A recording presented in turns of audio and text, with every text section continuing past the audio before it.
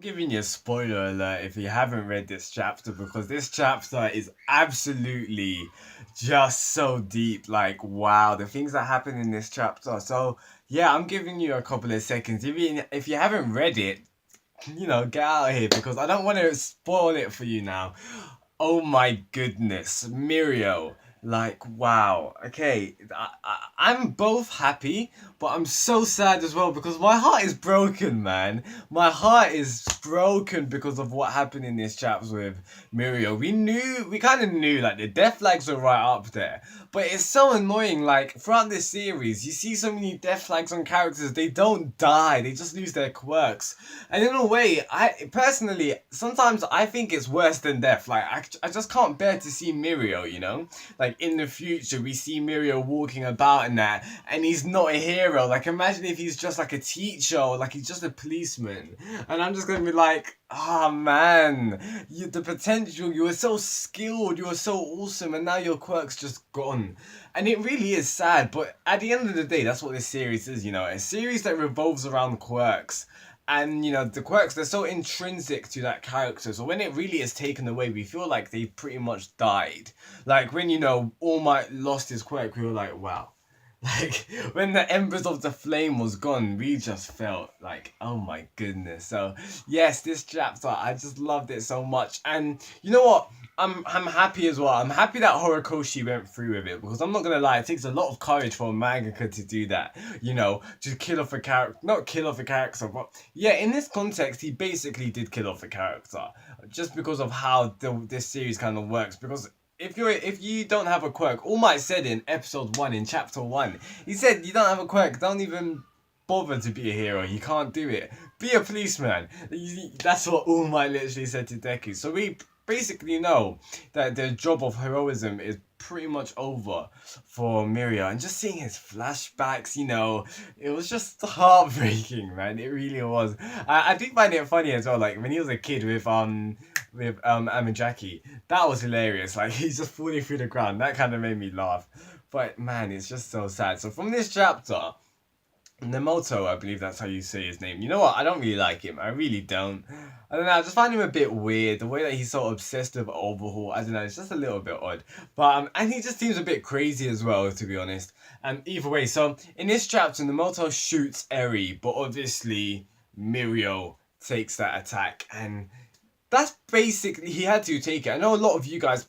I've heard loads of people been saying like, oh, why didn't Mirio just go through the grounds and do like that instant transmission kind of move where like it seems like he teleports, but whilst he falls through the ground and pops back up, he brings Eri with him, so he can basically move her away. You know what? Maybe Overhaul could have done, not Overhaul, sorry. Maybe Mirio could have. I'm not. He probably could have.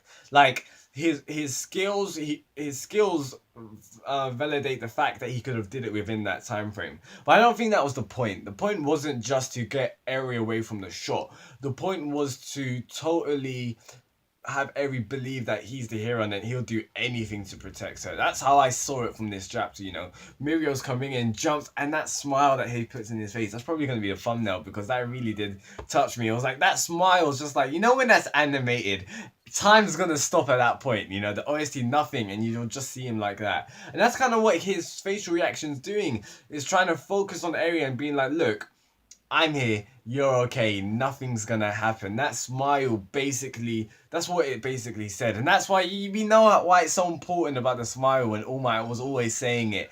How it hides his fear. So I was just like, wow, wow, oh wow. I think I got to talk about this one thing, and that is definitely, when I read this chapter, I was reminded so much of All Might.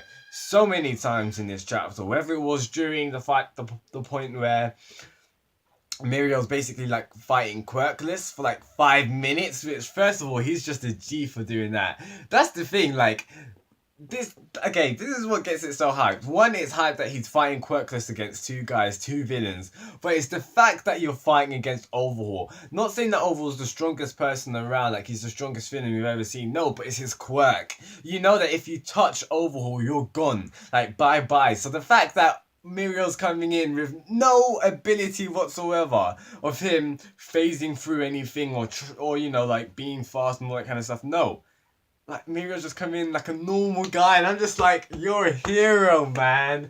Mirio is a true hero. And this, it just really does concrete the fact of how he was so worthy of being the next number one, the next symbol of peace. And it just makes me think.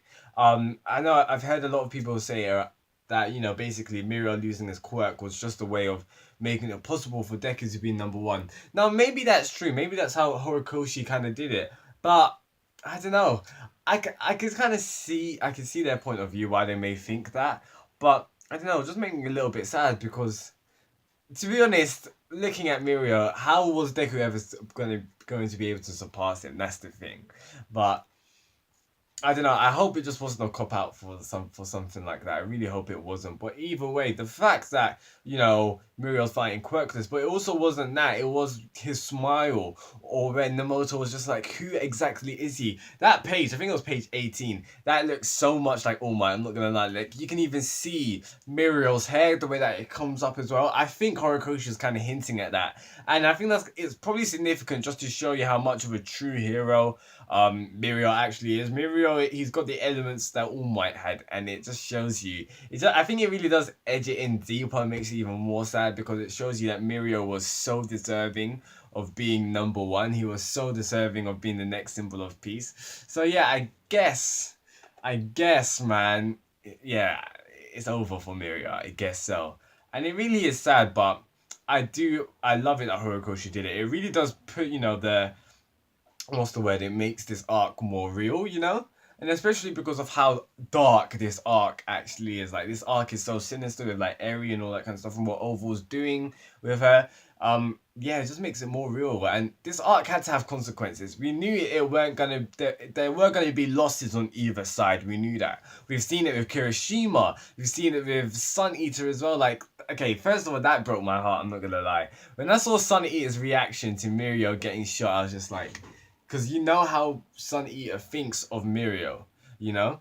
And we know their bromance, we know their friendship, and I was just like, wow, that really did make me sad. So aside from that, you know, I gotta talk about one more thing.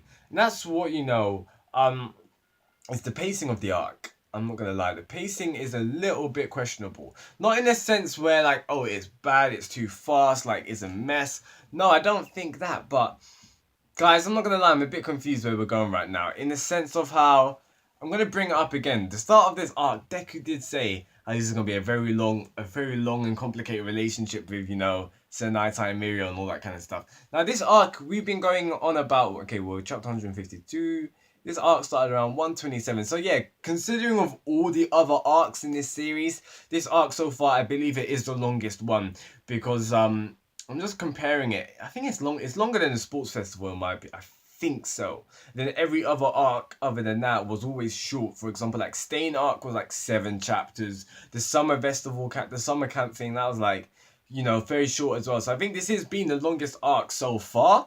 But I'm wondering, where is this going? Let's like, after this, because we know that Deku just came in as well, which is very hype.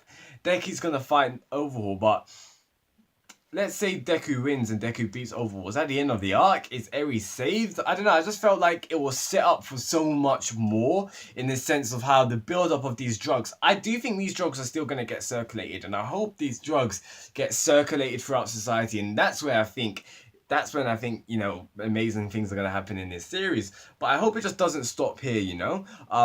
Overhaul can be taken down, but I hope this arc doesn't get taken down. If you kind of get what I mean, you know, that's what I really hope, because I feel like this arc was set up for so much more, and it wasn't just focused central on Overhaul's character. A lot of it was, but that's not what this arc was truly riding on. It was the drug. So I hope it gets circulated. I don't know, but I'm just intrigued of where we're going next, you know.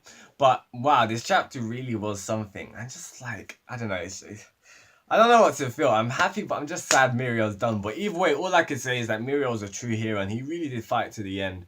And yeah, the fact that we're getting Deku next chapter, that is going to be lit. We haven't really seen much of Deku throughout this arc, so it's going to be cool to see him fighting against Overhaul. Now, one of the questions is, I'm thinking, can Deku 8% take out Overhaul? And I think so, to an extent, because we know Deku's 8%, don't get it wrong. Deku's 8% is strong. Like, that is a heavy hit to an extent. So, you know, Maybe so. Maybe to be honest, I just want to see some Detroit smashes. I want to see some, some Delaware kind of stuff. So hopefully we see some greatness of Deku coming in.